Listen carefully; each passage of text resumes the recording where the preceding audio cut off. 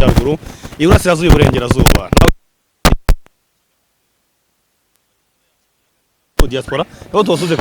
ko bameze neza uri Burundi, Uganda, Kenya, Tanzania aho rero hose wumva Ikinyarwanda reka twizere ko meze neza niba utarameze neza cyane wihanganira za kuza guhinduka ubu meze neza. Aha turi ni Kicukiro ni kungore butabera y'urukiko rw'ibanze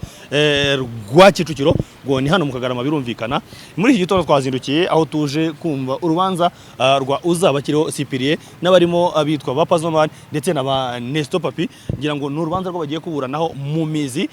gufungwa n'ifungurwa ry'agateganyo ryo barariburanye barikatirwa iminsi 30 ariko uyu munsi tuje kuburana mu mizi niho duhagaze uyu munsi ndi kumwe na Kingira nk'ibisanzwe ku nkiko muramuza bahari muri update zose nabonye ejo ndimo no guserebura ko Clapton Kibonke yagufrowinze nanjye mpita ngufollowinga kuri uwo munsi nase bikorera ibyo arano bifashe nka celebration idasanzwe nago nje followinga n'umuntu witwa DJ Brian aramfollowinga followingwa n'abantu nka Betray nyine mfite abastari benshi amfollowinga ku bihumbi byawe bine yego kuba nayo naraserebuye nkavuga no Puja nkavuga n'uwitwa Clapton Kibonke nago byari ibintu byo nabyo ngo ni ibintu biri hayi cyane. Clapton Kibonke yabyumva neza ni content creator nje kuru naserebuyemo nari no kubyandika nkamushimira nje ni content nayo mu ndakira kuko ubundi barimo gukora kandi content ko umujyo nabikozemo. Okay tubaza kuza kubigaruka mu biganiro byacu biri buze gukurikira uyu munsi twibereye hanga ku ngoro y'ubutabera y'urukiko rw'ibanze rwa Kicukiro aho tuje kumva urubanza ndetse guhurana mu mizi urubanza rwa Uzabakiriho Cyprien Papi Nesto ndetse hamwe na Patrick ariwe bakunda kwita Pazomani wahazindukiye Jihad wamubonye wabonye uko yarameze mu kuzangaha wabonye bimeze biteho nahageze urumva nge nahazindukiye cyane yuko ahantu bari buburanire abantu twabimenye dusanga bigenda bikurikirana hari abazaga bati bari Nyamirambo banaga bati ni Kicukiro nge nageze nzindutse ro batarahagera baje bahansanga wabonye yuko uwitwa Jihad we nabwo najya mwishusho ko nabonye Jihad n'uwitwa Pazomani kuko nibo bantu nabashije kubona bari imbere uwitwa Jihad yaje n'ubundi mu myambaro y'iroza n'ubundi yambaye inkweto navuga ngo ya Jordan n'amasogisi y'umukara yambaye fime ubona ko yahisha amaso ndetse n'agapfukamunwa afite n'amadosiye mu ntoki wabonaga yuko no bitandukanye n'izindi nco twagikonze kubona ibyamamare biza kuburana ugasanga bahazindukiye tugeze ku rukiko binji kugira ngo bataza kuba bafatwa ama video cyangwa se ngo bagende batezeho ikindi kintu kiri kubahisha babonaga yuko bemye bameze fresh naho ngabana n'igihunga bafite witwa Pazomani yarari inyuma gatoya nka metero imwe y'umuntu witwa Jihad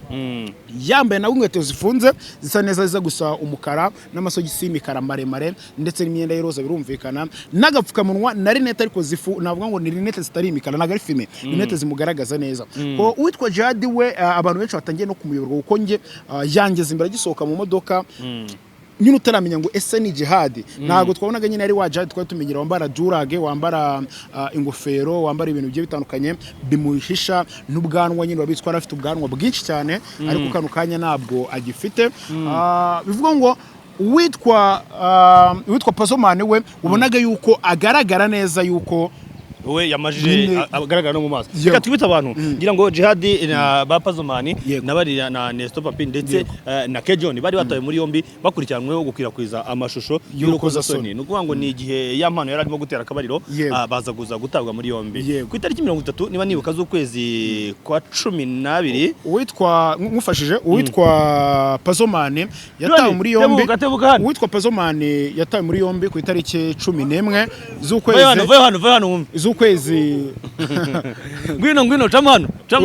yego witwa Pazomani yatawe muri yombi ku itariki 11 z'ukwezi kwa 11 2025 witwa Kejon nawe atabwe muri yombi ku itariki 14 ubwashize iminsi 2 z'ukwezi kwa 11 2025 ku itariki 17 16 nibwo igitangazamakuru nk'igihe cyanditse yuko Pazomani na Kejon batawe muri yombi ku itariki 17 nibwo witwa Jihad n'uyu mugabo nawe ku nkiko bari mubi cyane wavuye Uganda kubera ko Jihad agiye kuburana asuzuhora cyane gendi sigavuge Kigande ubu ngubu naba ntaramusuye muri gereza no ku rukiko rwe ntuzi sinzi ariko ukimira mubwiye ko nari mpari niyo mahirwe nagize ariko umunsi ndahari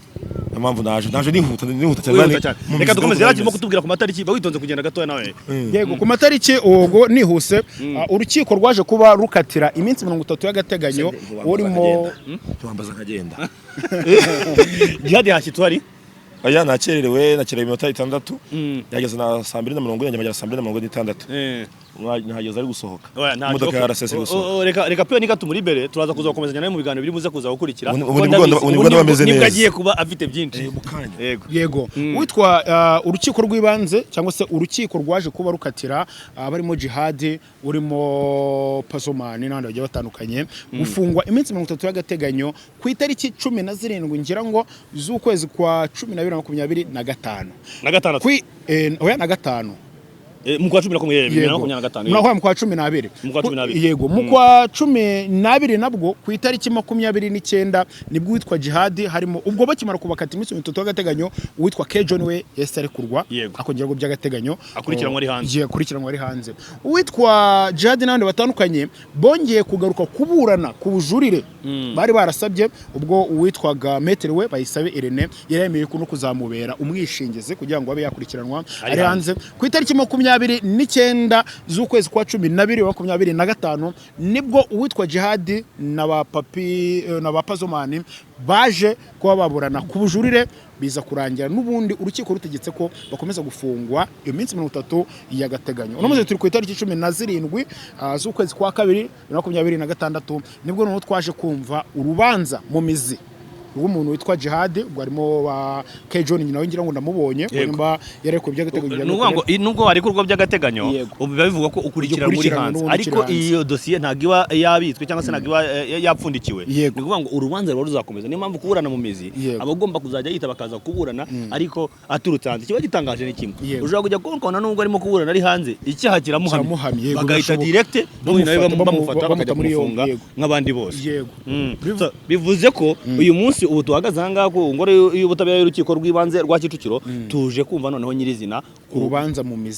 mizi nibwo tugiye kumva bya bindi byose bararega ibi ngibi biregura bate bimeze bite icyaha kirabahama kubahama buriya igihe cyo kubahama nikigera ni umunsi wo gusoma urubanza nibwo bazemeza ko icyaha cyabahamye cyangwa se kitari yabahama twibutsa abantu ko kugeza uyu munsi wa none baracyarabere yego kuko ntago icyaha cyabahama yego bivuze ngo baracyari muri iya minsi 30 y'agateganyo ni n'umugisha bagize ubundi hari igihe ujya mu minsi 30 y'agateganyo ugasanga kubisemo nk'amezi nk'atanu bibaho cyane nibyo navugaga nko kuri bafata ku mavuta tuzi yuko yafunzwe iminsi 30 y'agateganyo tuzi igihe yaje kuba aburana mu mizi witwa Titi Brown yafunzwe imyaka 2 ari mu minsi 30 y'agateganyo kuri Jihad rero n'aba bandi twibuke yuko bate muri yombi mu kwezi kwa 11 bivuze ngo hashize amezi agera kuri ana ataruzura neza ngira ngo abantu muri barataye muri yombi bivuze ngo navuga yuko bisa birihuse kubera ko habayemo igihe cyo kujurira muri iyo minsi 30 nabwo kandi wajurira akaguhereza n'itariki yo kuza kongera kuburana bivuze ngo iyo baza ko batarabujuriye kuri ya minsi 30 y'agateganyo byashoboka ko urubanza rwabo rwari kuba rwaranabaye yego so reka rero twihiteye ko tugiye kujya mu rubanza ibindi byose turaza kuza kugenda tubamenyesha update uko zibuze kugenda zikurikirana ibiganiro byacu nakagaruka kwibwa Global TV nk'ibisanzwe ndi kumwe na King Ira umwami wo kubarikura ndeba kure